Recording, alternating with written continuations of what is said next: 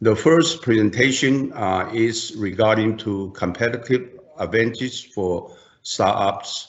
You will learn examples of creating unique advantage with learnings from our journey, commercializing wide-ranging tools from a single technology stack. And the presenter is our award recipient, Chris Owen, and he's founder and CEO of Vaxa.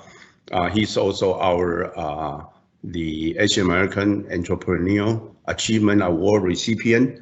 And Chris has more than 2 decades of experience in scientific instrumentation with a focus on electron microscopy and analytic chemistry.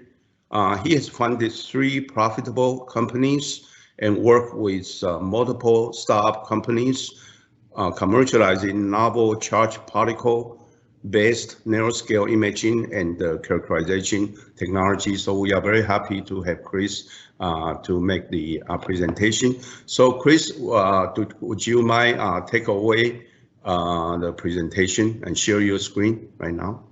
Yeah, so when I was discussing with seminar organizers' topic for today, I learned that many in the community are strong technical contributors in companies and interested in learning some information about starting their own ventures.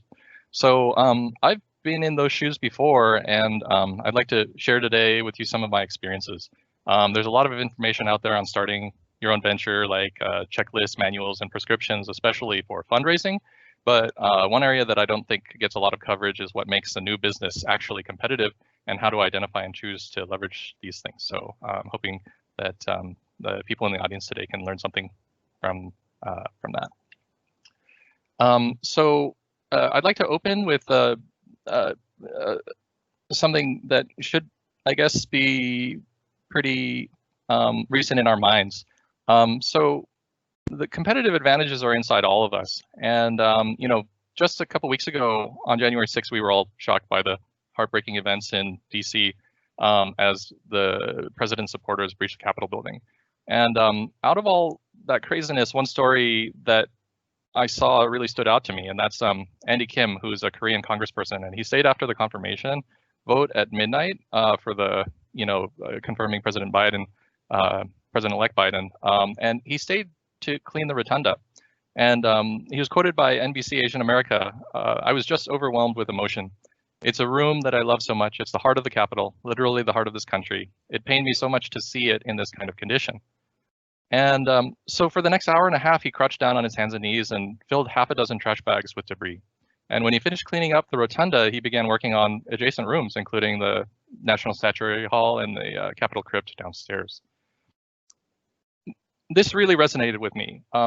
Much of this country was built by immigrants, from the cotton fields to the intercontinental railroads, all the way to semiconductor chips. And immigrants were behind the action here.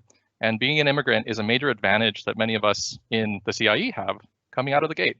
And so for me, one set of my grandparents were business people who, made tatami mats and rattan chairs. And I was always impressed when I traveled back to Taiwan to see their small operation and how they had to make a living that way. And, my other set of grandparents escaped the communists from China into Taiwan.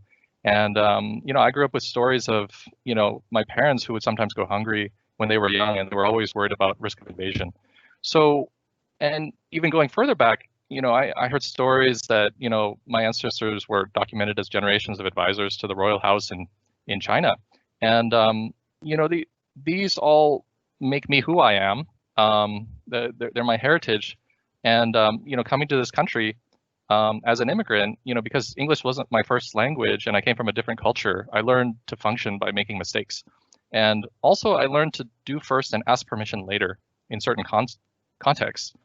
And these were all, for me, advantages that I had even before I started thinking about business. So before I get into the meat of the talk, just maybe talk a little bit more about myself from a technical standpoint. I came to the US at age 2, and while my dad was doing a PhD at Washington State University, and my youth was spent all over the country, and we moved from place to place following R&D engineering jobs during corporate consolidation in the 80s and 90s. I started college early and received my PhD from Northwestern in materials science and engineering about 15 years ago. And so far, I've started 3 businesses. The first was in my second year of graduate school, building hi-fi audio electronics. And I got hooked on business then, but also technical work. And so after graduate school, I built advanced retrofits for electron microscopes at a business I founded called Beam Devices. And so given those experiences, I decided, I'll check out what it's like to be an individual contributor in bigger startup companies, being part of the team. And one of those was a highly technical electron microscope company in Kirkland. And then later I worked in a Silicon Valley startup, very fast-paced startup funded by big name Bay Area investors. So my background is in systems and applied physics, and that enabled me to start Voxa in 2012. And at Voxa, I've been focusing on democratizing access to sophisticated science instruments. So Voxa offers both, high and low-end, high-resolution imaging tools with 2 main product lines called Mochi and Blade, and they cover both portable and big data applications. And we also provide services to the International Space Station. Okay, so I'd like to, for this talk, share some ideas relating to startups in a biological framework, because I think it's a very easy way to understand some of the challenges of building companies. So the first is to use an organism model to describe business and talk about what it means to have fitness and survival in a niche from a system standpoint.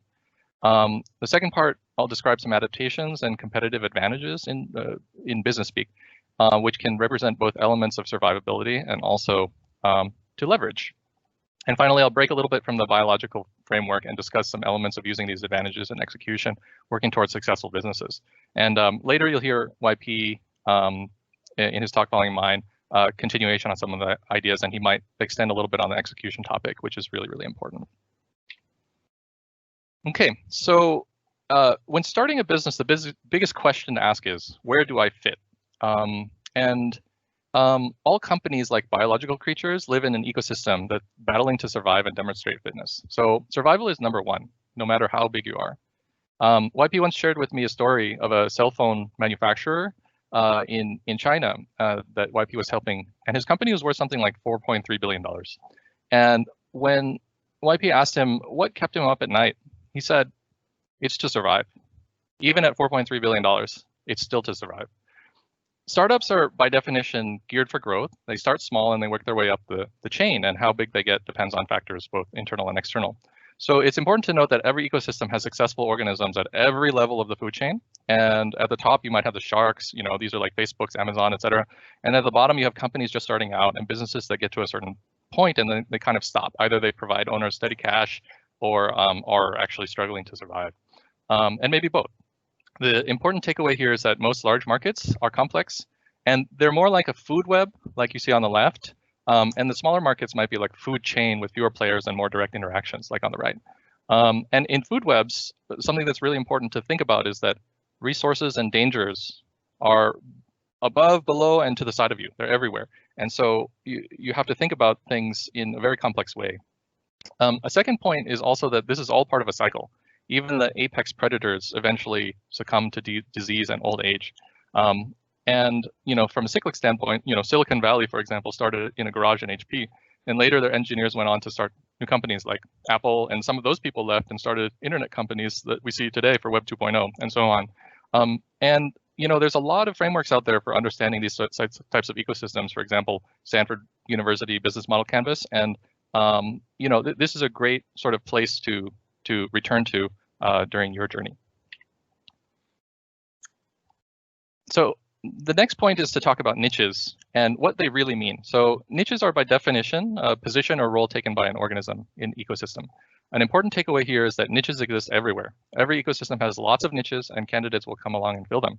So a great example is Facebook. We all know this. Facebook started as just a way to look at attractive women in college. But as they grew, they found and filled niches that replaced physical things that all people use, like address books, photo albums, holiday cards, newspaper ads. And what they did was they pushed these out by being better adapted. And so in Facebook's niches, they take resources in the form of engineers, servers, and users' attention. These are obtained by supplying replacements to the users of the above physical items like the address books, etc. And they produce a product which in the output is marketing data and ads. And that's how they fill this niche.